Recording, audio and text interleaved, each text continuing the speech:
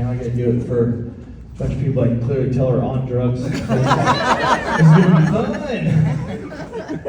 Like I said, my name is Tyler Wick. I'm getting old and I don't much care for it. I'm not gonna tell you how old I am, but I was part of the Ashley Madison Leagues.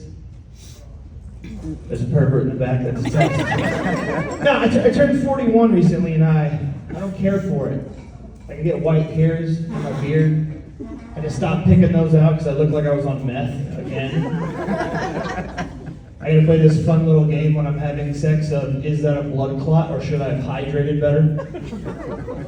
Every man over the age of 30 knows exactly what I'm talking about.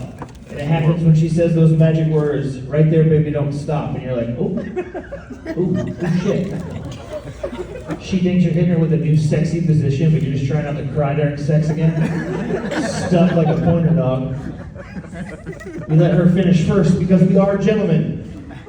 And we just gotta plop over and hey baby, we'll get that towel. But it's frustrating because I was lied to growing up. I was told that when I got to this age, I'd be into like guns, smoking meats, history. None of that has happened for me. On a Friday night, you will find me in bed, robe, fuzzy slippers, glass of wine, watching a murder documentary. I'm not becoming a man, I've turned into a white woman. But like I don't have parental instincts, so it's like a cigarette ant. It's fine now. Speaking of kids, they pissed me off. They're always like, hey chicos, I got a video on my phone. Like, listen here, you little shit. When I was your age, I had this bass on the wall. You press a button, it sing a song to you. Really bass for life. Doing these stupid TikTok dances. Like when I was your age, I had this little pet on a keychain that would die during math class so you couldn't feed him. You don't know about stress. They have access to every song ever made right there on their phone. You know how many home computers I had to destroy to get the new DMX album? 5. The answer is 5. But realistically, I was born in the right time. Like if I was born any earlier, I would have for sure joined a cult. Free Kool-Aid and a matching tracksuit, sign me up. But I was born later, I would have been in trouble. Like I was molested in the 90s to play Super Mario Brothers. Hold on, I don't think you heard me. I sat on a grown man's lap in a bathtub so that I could pretend to be an Italian plumber in 32-bit. Can you imagine what I do today for some V-Bucks? Or backstroke to that island for a chance for those VR headsets.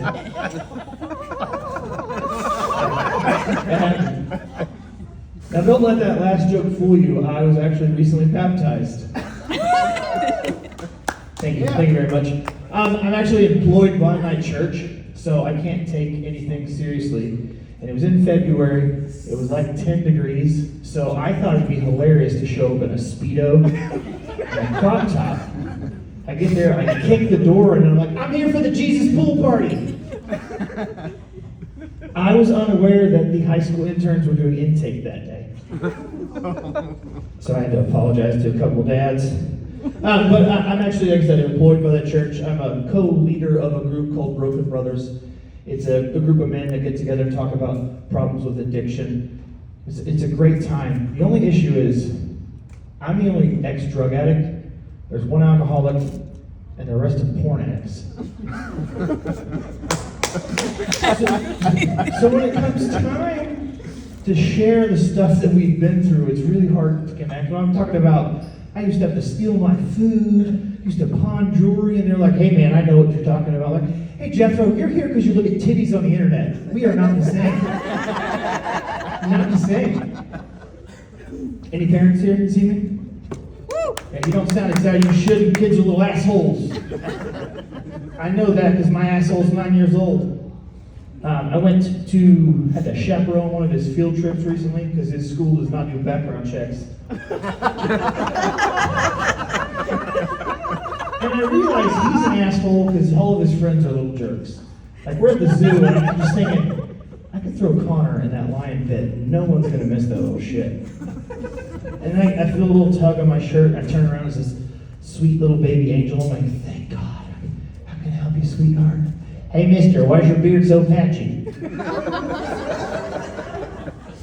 Listen here, you little twat. Didn't hear the joke from 5 minutes ago? Also, I've got anxiety and I'm not allowed to do heroin anymore.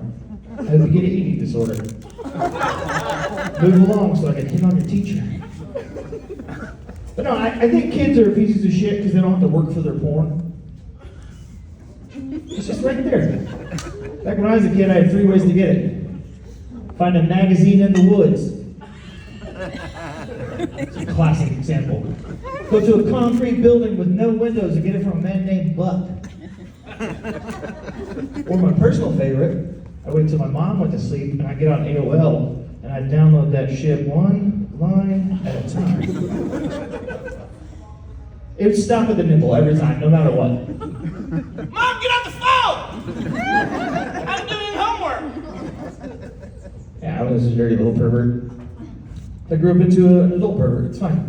I recently got married. Woo! To a woman.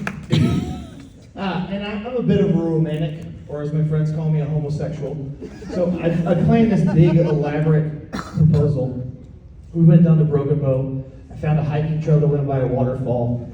Had this whole thing planned out. We get there. She's standing in front of the waterfall, looking beautiful. She turns around. I'm down on one knee. She's like, "You have something to ask?" And I'm like, "Where's the water?" Pro tip. Don't plan a physical activity to propose if you look like this. That's okay, there was a Cracker Barrel on the way home and I made things right. No, my wife is my best friend. We get along very well. We do this fun little thing I call nothing fights. Like I can tell you the last fight that we got into was 403 days ago. And I know that because that's how long our TikTok streak is. Because if she's not sending me 30 TikToks a day, I know I did something wrong. If I get home and she's parked over a little too far where I've got to pull into the grass, I'm probably sleeping on the couch. It's fine. But I remember our last fight very vividly. We like to just hang out around the house. So I get home and she's like, "Hey, babe, I found this amazing show. You're going to love it. You're going to connect with the characters." Super excited. Then Love on the Spectrum came on. I was pissed. Mainly because I have so much in common with most of those guys. Like, I'm not into dinosaurs and trains like that, but like, I do eat my Skittles in chronological order. I gotta take a stand on a certain situation that happens a lot that pisses me off. If you ask me how I'm doing, and I say, "I'm good, how are you?" and you say, "I'm well," you can go fuck yourself. I know how words work. I have a high school diploma and a GED. Don't get hung up on the details. I play for a very aggressive fantasy football league. I lost one year, they made me take the test. I passed. I won last year, and I got the naming rights to one of my friend's babies. So next month, twins, Oopsie and Daisy. Unless they're boys, then it's Axel and Dental. As you can clearly tell, comedy is not my full-time job. I do travel a lot for work, so I'm constantly at the airport. And I feel like if there's one thing as a group we could come together and agree on, is if you're at the airport and you stand up before your boarding group is called, you deserve chlamydia mid-flight. Get out of the way. And it's always some old lady. "Did they say group 7?